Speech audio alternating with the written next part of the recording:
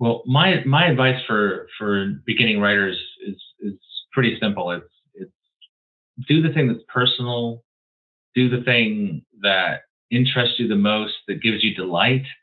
There's nothing better than if you can be a writer who at least part of the time the thing you're doing gives you joy. It may not always give you joy. I mean, talking about things like climate crisis and other topics like that, you may you may need a breather. You may need to go out and smell the flowers as a change from your writing. But in general, the publishing industry is so volatile that chasing fads, worrying about what other people are doing, tends to actually be counterproductive over time. I think what editors and publishers really do want, despite some of the things that you might hear about the publishing industry, is unique voices, and unique ways of looking at the world. And we need more ways of looking at the world, the modern world that we're living in, and some of the issues and things that we face. We need as many diverse voices as possible looking at that.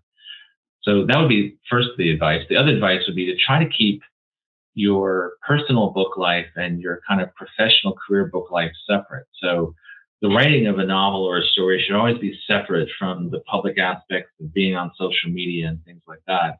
The more you can separate those two, the more you can find unfragmented time to write, the more you'll have a huge advantage over those who can't.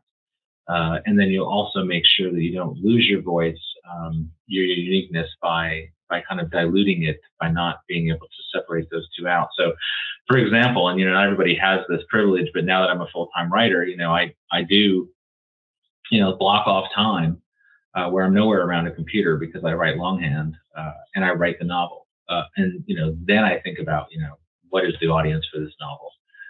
How am I going to promote it? Things like that. And then with promotion, social media can be really scary and horrifying, but it is also an opportunity to be really creative in how you promote a novel. So sometimes what I really like to do with that aspect when you get to that point is to find creative ways to link up with artists and people who do video and whatnot, and do things that are interesting. You might promote the book too, but that are creative.